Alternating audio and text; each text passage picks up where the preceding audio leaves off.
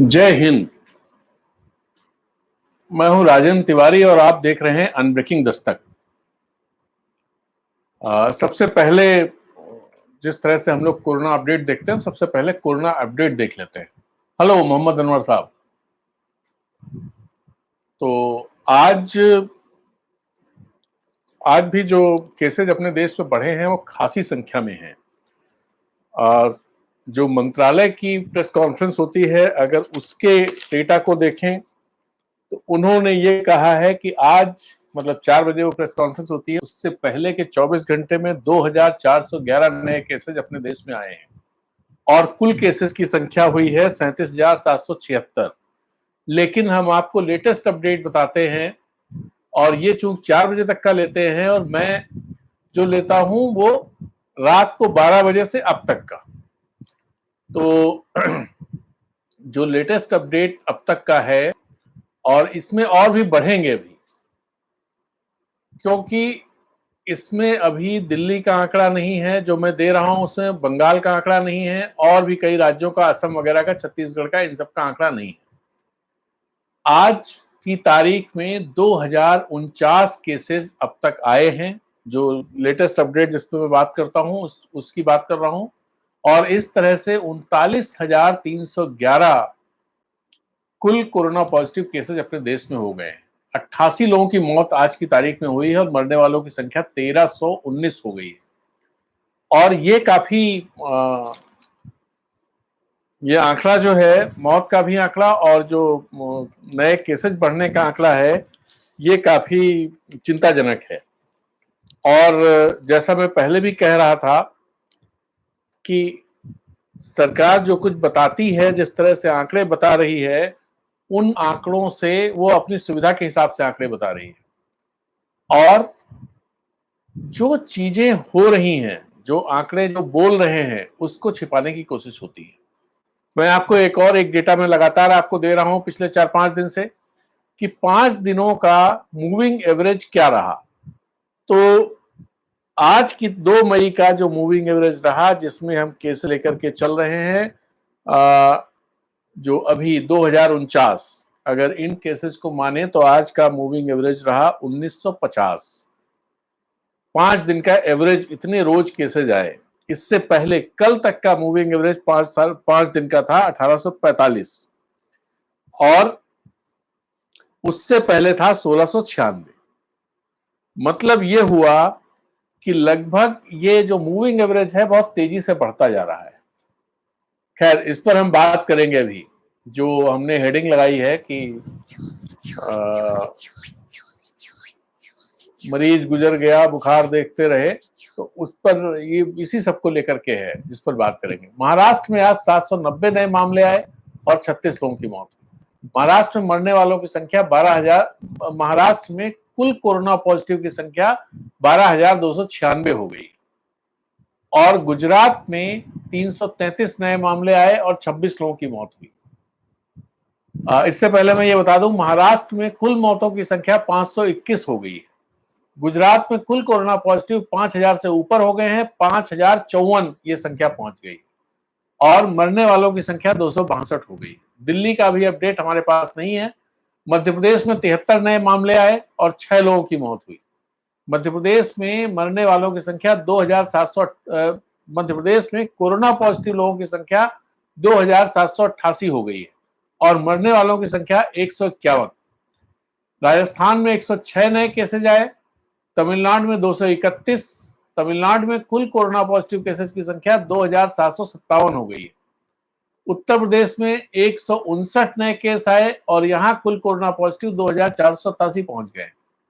आंध्र प्रदेश में 62 नए केस आए, तेलंगाना में 17 और तेलंगाना में कुल संख्या 1,061 हो गई है और यहां एक आदमी की मौत हुई कोरोना से और मरने वालों की संख्या 29 हो गई है। बंगाल का अपडेट अभी हमारे पास नहीं है। पंजाब में आज 187 नए मामले सामने आए और इस तरह यहां कोरोना पॉजिटिव की संख्या 772 पहुंच गई। जम्मू कश्मीर में 27 नए मामले आए, कर्नाटक में 12, केरल में 2, बिहार में 15, हरियाणा में 19, उड़ीसा में 3, झारखंड में 2, दोनों देवघर के हैं, और झारखंड में इस तरह से कुल कोरोना पॉजिटिव की संख्या 115 पहुंच गई। चंडीगढ़ में 6 और उत्तराखंड में 2 नए मामले आए। तो ये रहा देश का हाल। लद्दाख में भी एक नया मामला आया और त्रिपुरा में 2 नए मामले आए। तो ये देश का हाल रहा। अब दुनिया पर भी एक नजर डाल लेते हैं, फिर अपनी बात पर आते हैं। दुनिया में कोरोना पॉजिटिव बहुत तेजी से बढ़ता जा रहा है। ये केसेस बहुत तेजी से बढ़ रहे हैं। आज की तारीख में अब तक 45,212 नए मामले कोरोना पॉजिटिव केसेस के आ चुके हैं और इस तरह से कुल कोरोना पॉजिटिव पूरी दुनिया में 34,43,306 पर पहुंच गए हैं, इस लेवल पर पहुंच गए हैं। और आज 2,796 लोगों की मौत पूरी दुनिया में हुई कोरोना से। मरने वालों की संख्या 2,42,244 हो गई। अमेरिका में 7,129 नए मामले अभी तक आ चुके हैं आज की तारीख में और 572 लोगों की मृत्यु का अब तक अपडेट मिला है। इस तरह अमेरिका में अब कोरोना पॉजिटिव केसेस की संख्या 11,38,159 हो गई और मरने वालों की संख्या 66,66,325 हो गई। स्पेन में आज 2,588 नए मामले आए और 276 लोगों की मौत हुई। इटली में 1,900 नए मामले आए और 474 लोगों की मौत हुई। ब्रिटेन में 4,806 नए मामले आए और 621 लोगों की मौत आज की तारीख में हुई। ब्रिटेन में मरने वालों की संख्या 28,131 हो गई और कुल कोरोना पॉजिटिव केसेस की संख्या 1,82,260 हो गई। फ्रांस का अपडेट अभी नहीं है। जर्मनी में सिर्फ 303 नए मामले आए और मौत किसी की आज नहीं हुई जर्मनी में। तो जर्मनी में कुल कोरोना पॉजिटिव 1,64,380 पर पहुंच गए। टर्की में 1,983 नए मामले आए और 78 लोगों की मौत हुई। रूस में मामले बहुत तेजी से बढ़ रहे हैं। यहां आज रिकॉर्ड 9,623 नए मामले आए और कुल कोरोना पॉजिटिव की संख्या 1,24,054 हो गई है। यहाँ 53 लोगों की मौत हुई आज की तारीख में और मरने वालों की संख्या 1,222 पहुंच गई। ईरान में 802 नए मामले आए और 65 लोगों की मौत हुई। ईरान में मामले कम होते जा रहे हैं। ब्राजील में अब तक 521 मामले आए हैं और 24 लोगों की मौत हुई है, लेकिन ब्राजील अभी पूरी तरह से अपडेट नहीं है। यहां भी बहुत तेजी से संख्या बढ़ रही है। चीन में आज सिर्फ एक मामला आया। कनाडा में 511 मामले आए और 55 लोगों की मौत हुई। तो ये दुनिया के देशों का हाल रहा जहां ज्यादा मामले आए हैं। मैक्सिको में भी नंबर तेजी से बढ़ रहा है। मैक्सिको में 1,515 नए मामले आए और 113 लोगों की मौत हुई। मैक्सिको में अब कुल संख्या 20,739 पहुंच गई है कोरोना पॉजिटिव लोगों की और मरने वालों की संख्या 1,972 हो गई। स्वीडन में भी मरने वालों की संख्या 2,669 है और यहां कुल मिलाकर के 22,082 कोरोना पॉजिटिव केसेस आ चुके हैं। चिली में भी संख्या बढ़ रही है। चिली में आज की तारीख में 1,427 नए केस आए और कुल कोरोना पॉजिटिव 18,435 पहुंच गए। तो ये रहा दुनिया का और अपने आसपास का भी, एशिया के देशों का भी हाल देख लेते हैं। सऊदी अरबिया में आज 1,362 नए मामले आए और कोरोना पॉजिटिव की संख्या 25,459 हो गई है। पाकिस्तान में 678 नए मामले अब तक आ चुके हैं और यहां कुल संख्या 18,770 हो गई है कोरोना पॉजिटिव लोगों की। सिंगापुर में 447 नए मामले आए और यहां कोरोना पॉजिटिव केसेस की संख्या 17,548 पर पहुंच गई। कतर में 776 नए मामले आए और यहां संख्या 14,872 हो गई। यूएई का आज का अपडेट अभी हमारे पास नहीं है। साउथ कोरिया में सिर्फ 6 नए मामले आए। बांग्लादेश में 552 नए मामले आए और 5 लोगों की मौत हुई। कुवैत में 242 नए मामले आए। बहरीन में 103 नए मामले आए। ओमान में 36 नए मामले आए और श्रीलंका में अभी नया केस नहीं आया है। यहां 690 पर ही आंकड़ा बना हुआ है। इसके अलावा नेपाल में भी कोई नया मामला नहीं है। यहाँ 59 कोरोना पॉजिटिव मरीज थे कल, उतनी संख्या आज भी है। और भूटान में 7 थे, वो कई दिनों से 7 पर ही ये आंकड़ा रुका हुआ है। तो ये हो गया अपने आसपास और कुछ महत्वपूर्ण देशों की जानकारी। एशिया में कुल मिलाकर अब तक 5,42,638 कोरोना पॉजिटिव केसेज आए हैं, अगर हम टर्की को एशिया में ही शामिल करें तो। इसमें चाइना के 82,875 केसेज हैं। ये मैं इसलिए कह रहा हूं क्योंकि चाइना में ये 1 महीने पहले करीब, जब लॉकडाउन 23 मार्च को हटाया गया था, 23 अप्रैल को हटाया गया था, उस समय चाइना में लगभग इतने ही केसेस थे और वहां बहुत ज्यादा अब नहीं बढ़ रहा है। तो ये बात हुई दुनिया की। आपको मैंने बताया कि क्या स्थिति रही। जो आंकड़े हैं वो भयावह स्थिति की तरफ इशारा कर रहे हैं। अब आते हैं जो बात हमें करनी है। तो बात शुरू करने से पहले मैं आप लोगों से ये रिक्वेस्ट जरूर करूंगा कि अगर आपको हमारे चर्चाएं अच्छी लगती हैं, ये शो अच्छा लगता है और हमारे वीडियो अच्छे लगते हैं, तो इस वीडियो को, इसका लिंक अभी आप अपने सोशल मीडिया अकाउंट्स में शेयर कीजिए प्लीज। और व्हाट्सएप पर ज्यादा से ज्यादा अपने परिचितों और ग्रुप्स के बीच में फॉरवर्ड कीजिए। अभी जिस भी डिवाइस पर आप हैं, मोबाइल पर या लैपटॉप पर या डेस्कटॉप पर या आईपैड टैबलेट पर, तो आप इस वीडियो के नीचे ही शेयर का निशान बना हुआ है, वो क्लिक करिए और फेसबुक और ट्विटर पर शेयर कीजिए, साथ ही व्हाट्सएप पर भी इसको फॉरवर्ड कीजिए। तो इससे संख्या बढ़ेगी, ज्यादा लोग शामिल हो सकेंगे, तो ज्यादा तरह की बातें सामने आ सकेंगी और ज्यादा तरह की बातें सामने आएंगी तो एक बेहतर डिस्कशन का मंच ये बन पाएगा। तो आगे की बात अब करते हैं। जो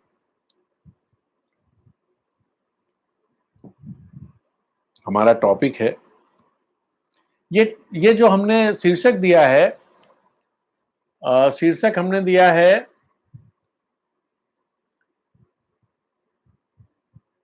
मरीज मर गया, मरीज हम बुखार देखते रहे। और इसके पीछे का जो एक गाना है, नई उम्र की नई फसल, एक फिल्म आई थी जिसमें एक गीतकार नीरज, जो अब नहीं रहे, बहुत ही प्रसिद्ध गीतकार और मंच के बहुत ही प्रसिद्ध कवि थे, गोपाल दास नीरज। उन्होंने बहुत गाने फिल्मों में लिखे हैं और बहुत अच्छे अच्छे गाने लिखे हैं कि फूलों के रंग से, दिल की कलम से, और इस तरह के ढेर सारे। लेकिन एक गाना उन्होंने ये भी लिखा है जिसे रोशन ने संगीतबद्ध किया था, वो गाना है कारवां गुजर गया गुबार देखते रहे। तो हमने ये लिखा है, जो इसका शीर्षक दिया है उसी की पैरोडी में दिया है, मर गया मरीज हम बुखार देखते रहे। और इसकी वजह यह है कि जो कोरोना का संक्रमण अपने देश में फैल रहा है, उसको, उससे जिस तरह से निपटा जाना चाहिए, हमारी सरकार, हमारा प्रशासन उस तरह से काम नहीं कर रहा है। हम आपको उसके उदाहरण देते हैं। जो चीजें होनी चाहिए, जैसे कल हमारी सेना, हमारी वायुसेना, हमारी सेना, हमारी नौसेना, ये सब कोरोना वॉरियर्स के सम्मान में फ्लाई पास्ट करने वाले हैं। डिब्रूगढ़ से कच्छ तक, श्रीनगर से त्रिवेंद्रम तक, तो पूरा फॉर्मेशन चलेगा एयरफोर्स का, जो जगह जगह पर फूल बरसाएगा कोरोना वॉरियर्स के सम्मान में। आर्मी के जो बैंड हैं, वो कई जगह जो कोविड हॉस्पिटल्स हैं उन पे जाकर के बैंड, मतलब वहां म्यूजिक करेंगे, एक बैंड बजाएंगे जाकर के सम्मान में। नेवी के जो नेवल शिप्स हैं उनको सजाया जाएगा, उन पे उनके भी जो हेलीकॉप्टर्स हैं वो भी फूल बरसाएंगे और उनमें फॉर्मेशंस किए जाएंगे कोरोना वॉरियर्स के सम्मान। लेकिन दूसरी तरफ हालांकि जिक्र करना जरूरी है, हालांकि सरकार ने अब उसे वापस ले लिया है उस नोटिस को। एक नोटिस जारी हुई थी जो मैंने आपको बताया भी था कि दिल्ली में दिल्ली सरकार के हेल्थ सेक्रेटरी हैं उन्होंने वो नोटिस जारी की थी और उस नोटिस में ये कहा गया था कि जो डॉक्टर्स या हेल्थ वर्कर्स को कोरोना पॉजिटिव पाए जा रहे हैं जो उनसे एक्सप्लेनेशन कॉल करना चाहिए। जो मेडिकल डायरेक्टर्स हैं हॉस्पिटल्स के या मेडिकल कॉलेज के और जो भी क्लिनिक्स वगैरह हैं, उनको उनकी जिम्मेदारी है कि वो उनसे एक्सप्लेनेशन कॉल करें कि उनको उन्होंने कौन सी लापरवाही बरती और क्या किया जिसकी वजह से ऐसा हो रहा है। हालांकि जब एक प्रेशर बना, प्रेशर किस वजह से बना वो भी हम आपको बताते हैं। बहुत सारे डॉक्टर्स ने, डॉक्टर्स के एसोसिएशन ने इसके खिलाफ आवाज उठाई, जिसमें जो दिल्ली का एम्स है उसके रेजिडेंट डॉक्टर्स एसोसिएशन के अध्यक्ष ये डॉक्टर साहब हैं, इनका नाम है डॉक्टर आदर्श प्रताप सिंह। इन्होंने बहुत साफ साफ कई बातें कही। कल भी हमने एक बात कही थी, उसको आज फिर हम दोहरा रहे हैं जो इन्होंने भी कही है। इन्होंने कहा है कोविड हॉस्पिटल्स के पास हेल्थ केयर प्रोफेशनल के लिए कंप्लीट पीपी उपलब्ध नहीं है और कई जगहों पर बहुत ही इंफीरियर क्वालिटी के पीपी हैं जिसकी वजह से दिक्कत आ रही है। दूसरी बात इन्होंने कही कि हर डॉक्टर और हेल्थ वर्कर के लिए पीपी की व्यवस्था सरकार को करनी चाहिए। तीसरी बात इन्होंने कही कि जो हेल्थ वर्कर्स हैं, डॉक्टर्स हैं, जब हॉस्पिटल से अपने घर के बीच में कम्यूट करते हैं तो बहुत सारा ये ऐसी इस बात के आसार रहते हैं, आशंका ज्यादा रहती है कि वो कहीं पर इन्फेक्शन या वायरस के शिकार हो जाए। तो इसलिए उनके रहने की एकोमोडेशन की अच्छी व्यवस्था की जानी चाहिए, जो कुछ जगह की गई है, कुछ जगह नहीं की गई है। और चौथी बात उन्होंने कही कि जो हेल्थ वर्कर्स हैं, चाहे वो एम्बुलेंस चलाने वाले लोग हों या पैरामेडिकल स्टाफ हो, नर्सेज भी, इवन इन सबको और डॉक्टर्स भी, इन सबको प्रॉपर ट्रेनिंग की जरूरत है जो नहीं दी गई है कि कैसे कोरोना के मरीजों से निपटे। फिर इन्होंने कहा कि जो सरकारी डॉक्टर हैं उनकी संख्या कम है बहुत और वो ज्यादा देर तक उनको काम करना पड़ता है। उसके चलते तमाम तरह के साइकोलॉजिकल दबाव से वो गुजरते हैं। उनको अपना खतरा लगता है क्योंकि उनके पास पीपी अच्छा नहीं है, ज्यादा घंटे उनका एक्सपोजर कोरोना के मरीजों के साथ रहता है। तो ये एक प्रेशर उन लोग, तो इसे कम करने के लिए जरूरी है कि जो प्राइवेट क्लिनिक्स रहे हैं, जो डॉक्टर्स हैं, जो नर्सिंग होम्स हैं, जो हॉस्पिटल्स हैं, सरकार उनको काम पर लगाए, उनको भी ड्यूटी पर बुलाए। इससे थोड़ा प्रेशर कम होगा और बेहतर तरीके से चीजें मैनेज हो सकेंगी। अब आपको हम बताएं कि क्या क्या हुआ। अब जो चीजें हैं वो बता रहे हैं आपको। बाबू जगजीवन नाम हॉस्पिटल है जहांगीरपुरी में दिल्ली में, वहां का 75 स्टाफ डॉक्टर सहित कोरोना पॉजिटिव निकला है। बाबा साहब अंबेडकर हॉस्पिटल में 45 स्टाफ कोरोना पॉजिटिव निकला है। पश्चिम बंगाल के 7 हॉस्पिटल्स ऐसे हैं और मेडिकल कॉलेज और हॉस्पिटल्स जहां से मतलब उन जगहों की वजह से वो हॉटस्पॉट हैं कि उन जगहों की वजह से ज्यादा कोरोना पॉजिटिव लोग मिले हैं। तो एक पॉइंट ये है, दिल्ली में अब तक 293 हेल्थ वर्कर्स कोरोना पॉजिटिव पाए जा चुके हैं। मतलब जो भी 27-2800 वहां का आंकड़ा है, कुल मिला के दिल्ली का आंकड़ा है इस समय 3738। इसमें करीब 300 के आसपास जो हैं वो हेल्थ वर्कर्स हैं जो कोरोना पॉजिटिव पाए गए। के अग्रवाल साहब जो आईएमए के अध्यक्ष रह चुके हैं और इस समय confederation of medical associations of Asia and Oceania Oceania के अध्यक्ष हैं।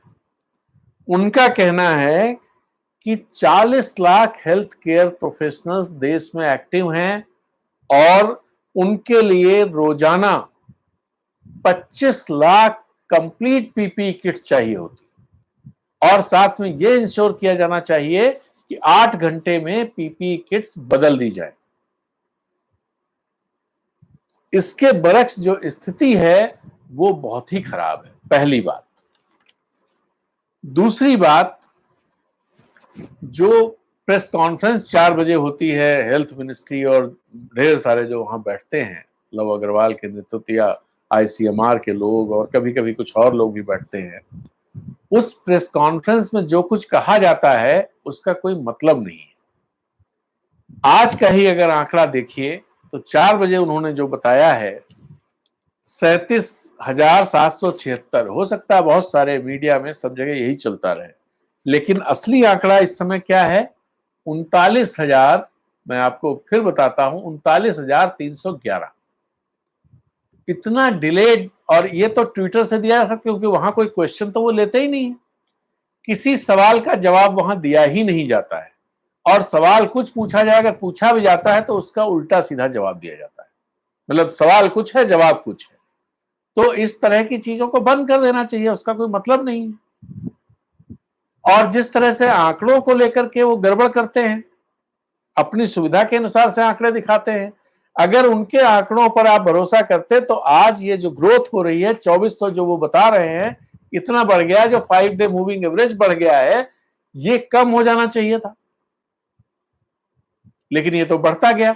तो जो वो सब बता रहे थे कंपाउंडेड ग्रोथ रेट और क्या क्या चीजें, बहुत सारी चीजें उस तरह के आंकड़े दे रहे थे, और जो मतलब 24 टेस्ट होने पर एक मरीज मिलता है, और हमारे यहाँ डेथ रेट बहुत कम है, हमारे यहाँ जो टेस्टिंग है, मतलब जो परसेंटेज है टेस्टिंग में कोरोना पॉजिटिव का वो बहुत कम है।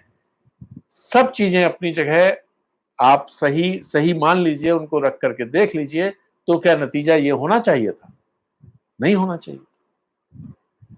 तीसरा पॉइंट, सरकार ने अभी जो श्रमिक इधर उधर फंसे हुए हैं उनकी संख्या खासी बड़ी है, ये मैं आपको बताऊं। 50 लाख से ज्यादा श्रमिक हैं जो देश के अलग अलग हिस्सों में अपने राज्य से बाहर फंसे हुए हैं। उनके लिए जो उनको लाने का वो दे दिया गया है, अनुमति केंद्र सरकार ने दे दी है, उस पर जरा सोचिए। एक ट्रेन में 1,000 लोग अगर चले तो 50 लाख लोगों के लिए कितनी ट्रेनों की जरूरत पड़ेगी? 50 लाख ट्रेनों के लिए कितनी 50 लाख लोगों के लिए कितनी ट्रेनों की जरूरत पड़ेगी? क्या उतनी ट्रेनें चल पाएंगी? क्या उतनी ट्रेनें चल पाएंगी? और अगर चल भी गई तो कितने दिनों में वो लोगों को ला पाएंगी? ये क्यों किया गया? इसकी जगह ये क्यों नहीं किया गया कि जो जहां है, जैसा पहले प्रधानमंत्री ने कहा था, उनकी वहां पर व्यवस्था की जाए। ये कहा जा रहा है राज्य सरकारें उनका ध्यान नहीं रख रही या उनको व्यवस्था नहीं हो पा रही थी, तो केंद्र क्या कर रहा था? ये तो केंद्र की जिम्मेदारी है। केंद्र अपने जो टीम है वो बंगाल भेज सकता है, अपनी टीम महाराष्ट्र भेज सकता है कि वहां पर कोरोना टेस्टिंग में गड़बड़ हो रही है, रिकॉर्ड दर्ज करने में गड़बड़ हो रही है, उस पर नजर रखने के लिए टीम भेज सकता है। तो क्या इसके लिए टीम नहीं भेज सकता? तो चौथा पॉइंट ये हुआ। पांचवा पॉइंट, जिस दिन ये कहा जाता है कि आज सब चीजें कंट्रोल में है, सब बहुत अच्छा है, उसी दिन डेटा बढ़ जाता है, वक्त आंकड़े बढ़ जाते हैं।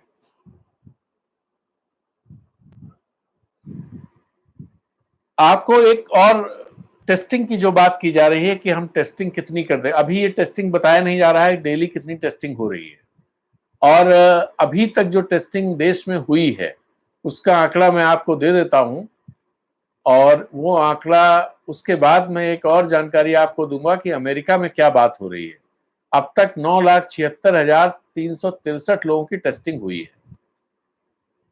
अमेरिका में जो टेस्टिंग हुई है अब तक वो हुई है 67,57,240 इतने लोगों का टेस्ट हुआ है। मतलब 20,414 लोग पर 10 लाख। अगर इसको हम परसेंटेज में लाएं तो 0.20% लोगों की टेस्टिंग वहां हो गई है। 0.20 20 नहीं 2.04% की टेस्टिंग वहां हो गई। ठीक है, अपने देश में अब तक जो टेस्टिंग हुई है उसका परसेंटेज अगर आप देखें तो 0.07% है। जितनी आबादी है उसका 0.07% लोगों का टेस्ट हुआ है। अमेरिका में यह कहा जा रहा है कि डेली 5 लाख टेस्ट करने की जरूरत है, 5 लाख से 50 लाख। और जून में जो स्थिति आएगी, वहां के जो एक यूनिवर्सिटी के प्रोफेसर ने बोला है कि मिड जून तक 50 लाख टेस्ट डेली करने होंगे। और हम लोग 9 लाख या 9.25 लाख टेस्ट में खुश हैं कि टेस्टिंग बहुत ज्यादा है, और वो बता रहे हैं, मंत्रालय ये बता रहा है। हम ऐसा लग रहा है जैसे विजय प्राप्त कर ली है, फूल बरसाए जा रहे हैं। इसलिए मैंने ये कहा कि जो मर गया मरीज हम बुखार देखते रहे। तो और ये जो लोग आ रहे हैं, जो ट्रेनों से आ रहे हैं, जो बच्चे आ रहे हैं, जो लोग आ रहे हैं, जो कोटा में फंसे बच्चे या दूसरी जगहों फंसे बच्चे आ रहे हैं, और जो श्रमिक आ रहे हैं, उनका थर्मल स्कैनिंग की जा रही है, बुखार देख रहे हैं उनका, और वही वहां कर रहे हैं। ऐसा नहीं कि उनका कोविड टेस्ट करके तब उनको बैठाया गया। होना तो ये चाहिए था। क्यों? क्योंकि अगर ऐसा होगा तो टेस्ट एकदम से मरीजों की संख्या बढ़ जाएगी, और सरकार ऐसा नहीं चाहती। लेकिन ये चीजें, ये ऐसा तो है नहीं कि छुप जाएगा। छुपाने का काम, जैसे ब्रिटेन में वहां के जो स्वास्थ्य मंत्री हैं मैट हैनकॉक, उन्होंने बड़े दावे के साथ कल कहा कि अब हम 1,22,000 टेस्ट रोजाना करने लगे। तो इस 1,22,000 में जो असलियत निकली वो ये निकली कि इसमें से more than 50% test carry out ही नहीं किए गए थे, और इसको लेकर के इनका इस्तीफा मांगा जा रहा है। लेकिन अपने देश में इतने छोटी संख्या का 9.25 लाख का टेस्ट हुआ 138 करोड़ की आबादी में, और हम उसका ढोल पीट रहे हैं, और कई बार ढोल पीट चुके हैं। और कल फिर सेना को उस काम के लिए लगा दिया गया है, एयरफोर्स को लगा दिया गया है, नेवी को लगा दिया गया है कि वो फूल बरसाए, वो बैंड बजाए, वो अपने जो इंस्टॉलेशंस हैं नेवी के उनको सजाए, रोशनी करे उन पर। किस बात की रोशनी? इस बात की रोशनी कि जो कंक्रीट मिक्सर होता है, वो एक बड़ा सा प्लांट नहीं होता, ट्रक के पीछे लगा होता है जो मूव कर सके। इंदौर के पास उस टैंकर में, मिक्सर के अंदर एक छेद होता है इतना बड़ा, और बड़ा सा टैंक टाइप होता है जिसमें कंक्रीट और सीमेंट डाला सीमेंट और पथरी वगैरह डाली जाती है, और फिर वो घूमता है जिससे वो मिक्स हो जाता है। फिर कंक्रीट उसको निकाल के फिर उससे दीवार या जो भी बनाना होता है, खंभा बनाना होता है, जो भी बनाना होता है वो बनाते हैं। उसके अंदर 18 लोग, उसके अंदर 28 लोग इंदौर के पास, जब उसे किसी पुलिस वाले को शक हुआ तो उसने रोका, तो उसके अंदर से लोग निकले, और हम फूल बरसा रहे हैं, हम थाली बजा रहे हैं, हम दिवाली मना रहे हैं, हम हमारे एयरफोर्स के विमान उड़ेंगे और वो फूल बरसाएंगे। ये इसके बाद भी बताते हैं, जिस तरह से, जितना सतही तरीके से रेड जोन, ऑरेंज जोन और ग्रीन जोन ये सब बांट करके और कह दिया गया है, इस पर कंट्रोवर्सी खड़ी हो रही है। कई सारे ऐसी जगहें जहां जो रेड जोन में नहीं होने चाहिए उनको रेड में रखा गया है, जो ऑरेंज में नहीं होने चाहिए उनको ऑरेंज में रखा गया है। और लेकिन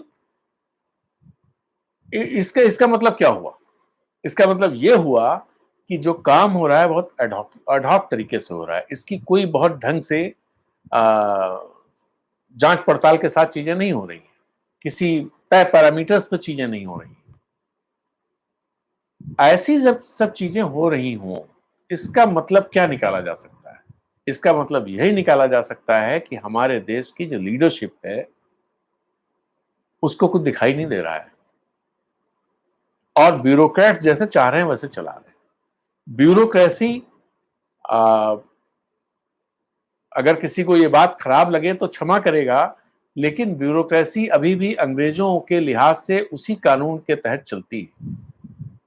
और जो लोग उस तरह से चलने से थोड़ा भी मतलब थोड़ा भी प्रो पीपल हो जाते हैं, उन पर हंटर चलाना शुरू कर दिया जाता है।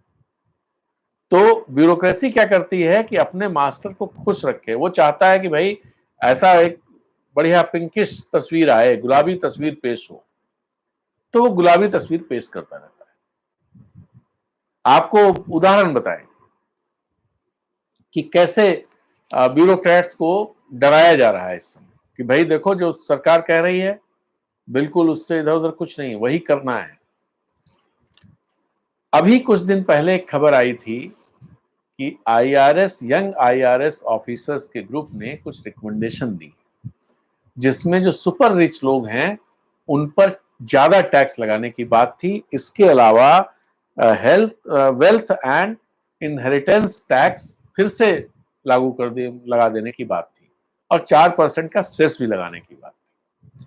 ये बात जब निकलकर सामने आई तो सरकार ने क्या किया? सरकार ने अपने को डिस्टेंस कर लिया। और ये ऐसा नहीं कि आईआरएस ऑफिसर्स ने अपनी तरफ से कोई रिकमेंडेशन दिया था, ये एक ऑफिशियल रिपोर्ट तैयार की गई थी जिसमें यंग आईआरएस ऑफिसर्स उनके आइडिया मांगे गए थे कि कोविड से उसका जो था फिस्कल ऑप्शन एंड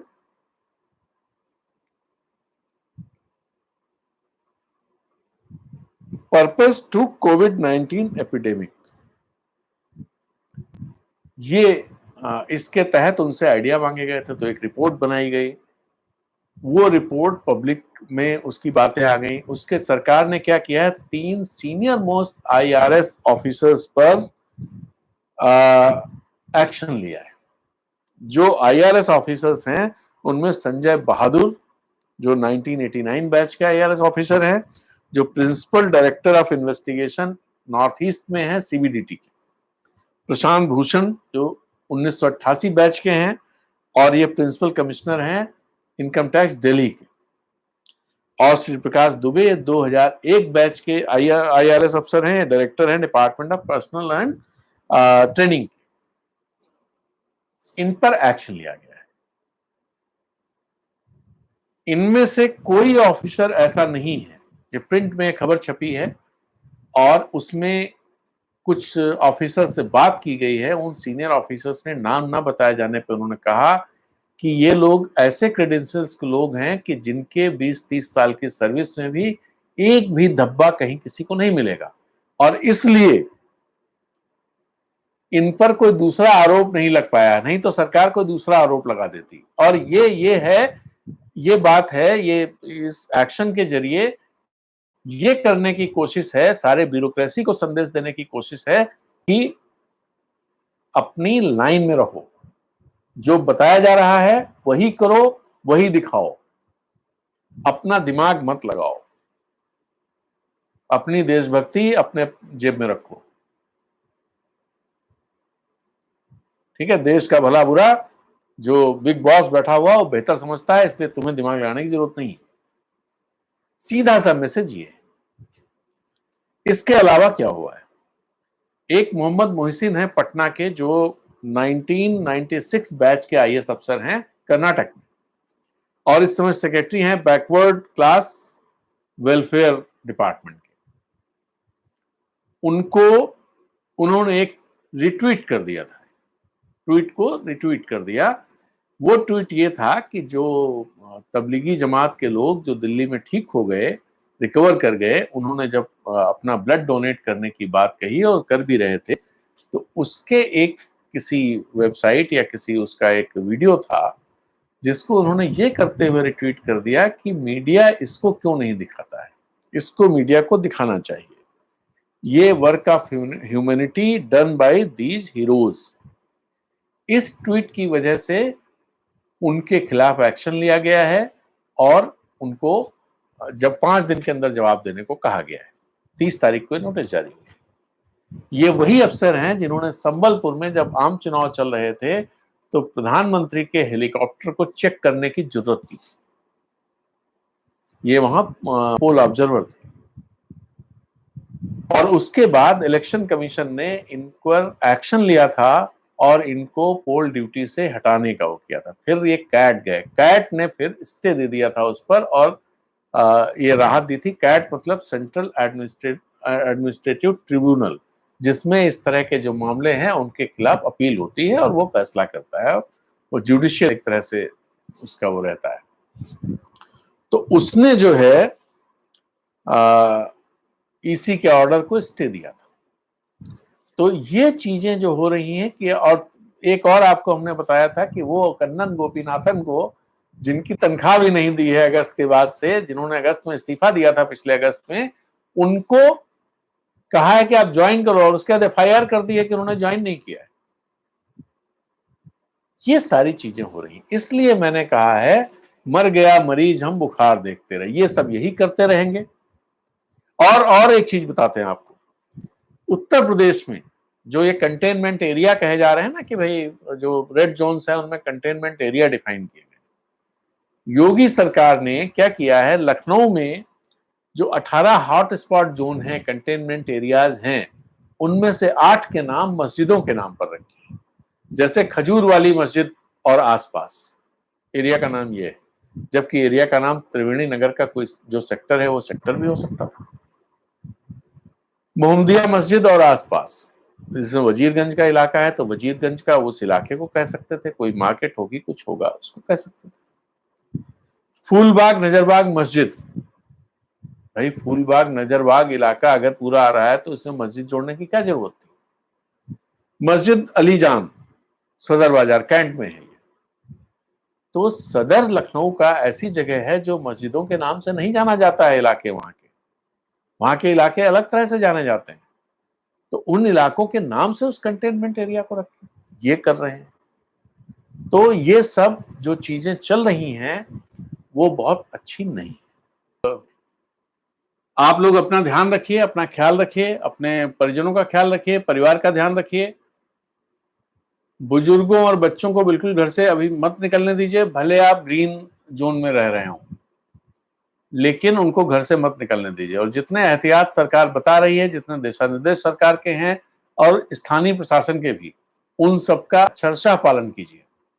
वही हमारे हित में है, हमारे परिवार के हित में है और पूरे समाज के हित में। तो इसी के साथ मैं अपनी बात खत्म करता हूं। गुड नाइट, शब्बा खैर, शुभ रात्रि, जय हिंद, वंदे मातरम।